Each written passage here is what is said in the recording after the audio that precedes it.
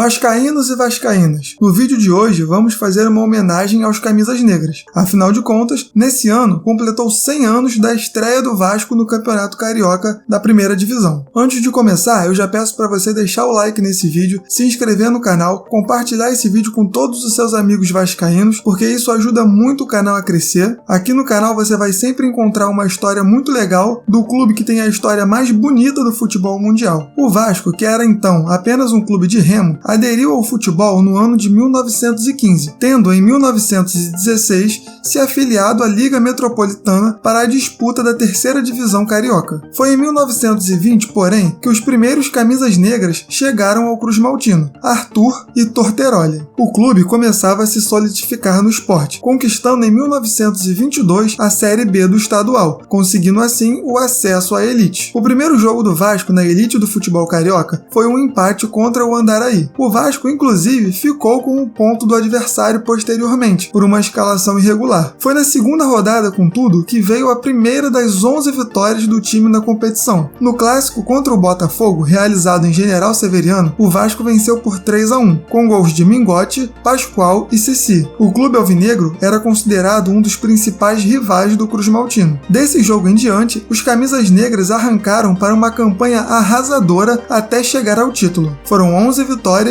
2 empates e apenas uma derrota. Naquela época, havia uma grande separação entre os clubes da Zona Sul e alguns pequenos clubes do subúrbio. A exceção era o América, que assim como Flamengo, Fluminense e Botafogo, só tinham jogadores brancos no elenco. O América, da elite tijucana, era bem aceito pelos clubes da elite da Zona Sul. Os jogos mais importantes eram realizados no Estádio das Laranjeiras, com uma plateia que era composta por pessoas da elite, onde podia notar-se chapéus, vestidos longos e bengalas. No subúrbio, o Vasco recrutava jogadores mulatos, negros, pobres e muito bons de bola. Como o futebol era amador, havia uma exigência de o jogador ser registrado em algum trabalho. Por isso, os comerciantes portugueses locais os registravam em seus estabelecimentos, para que os jogadores pudessem jogar pelo clube vascaíno. O apelido de camisas negras veio da imprensa, após o Vasco ganhar em sequência dos times da elite. O time começava a ser tratado como imbatível. Os camisas negras eram comandados pelo uruguaio Ramon Platero, que trouxe a inovação da preparação física. O Vasco, com isso, virou vários jogos na etapa final. No dia 8 de julho de 1923, o Vasco entrava no campo das Laranjeiras para enfrentar o Flamengo. Na torcida, Fluminense, Botafogo e América juntaram-se para torcer para o rubro-negro. Isso porque todos haviam sido derrotados pelo Vasco. O jogo estava 3-2 para o rival. Porém, no final, o Vasco chegaria ao gol de empate. O juiz do confronto, porém, que tornaria-se posteriormente presidente do Botafogo,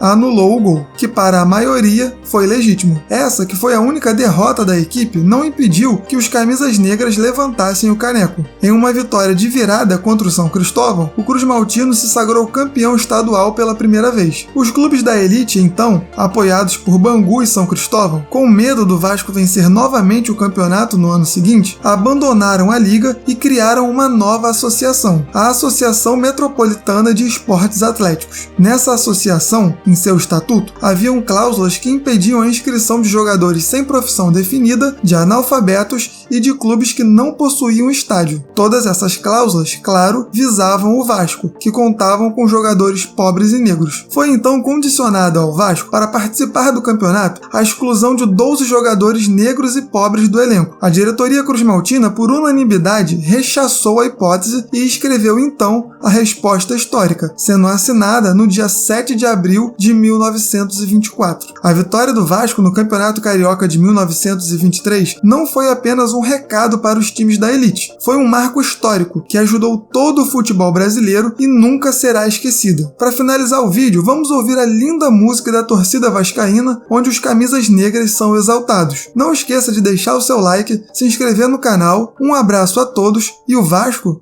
é para quem acredita.